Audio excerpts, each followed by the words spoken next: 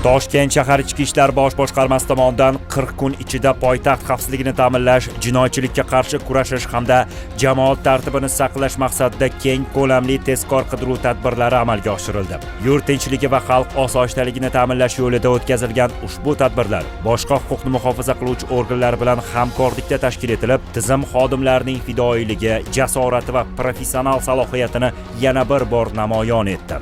Tadbirlar davomida jami 2433 ta tezkor qidiruv tadbiri o'tkazilib, 1658 ta jinoyat ishi qo'zg'atildi. 924 ta ochilmagan jinoyat fosh etildi. Shuningdek, qidiruvda bo'lgan 258 nafar shaxs ushlandi. 94 nafar bedarak yo'qolgan fuqarolar topildi.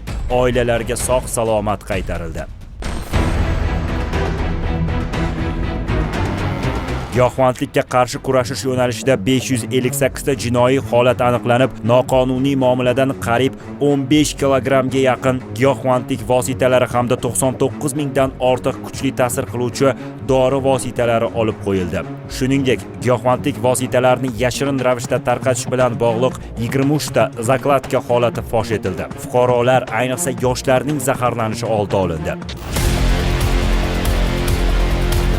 Uyushgan jinoyatchilikka qarshi kurashishda ham salmoqli natijalarga erishildi. 483 ta jinoiy holat aniqlandi. 518 nafar shaxs jinoiy javobgarlikka tortildi. Natijada 2 dona pistolet, 9 dona ov miltig'i, 40 dona pnevmatik qurol hamda 163 dona o'q-dorilar daliliy ashyo sifatida olindi.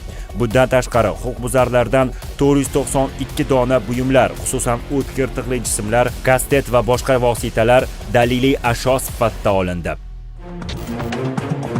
Kiberjinoyatchilikka qarshi kurashish yo'nalishida ham samarali ishlar olib borildi. Ayniqsa, 422 ta kiberjinoyatlarning fosh etilgani fuqarolar manfaatini himoya qilish va zamonaviy tahdidlarga qarshi kurashishda muhim natija bo'ldi. Bu natijalar Toshkent shahar Ichki ishlar bosh boshqarmasi xodimlarining yuksak mas'uliyati, fidokorona mehnati va vatanga sadoqatining amaliy ifodasidir. Ularning sharafli xizmati tufayli poytaxtimizda tinchlik, osoyishtalik va xavfsizlik muhiti yanada mustahkamlanmoqda. Bu kabi tezkor qidiruv tadbirlari tunu kun ravishda olib borilmoqda.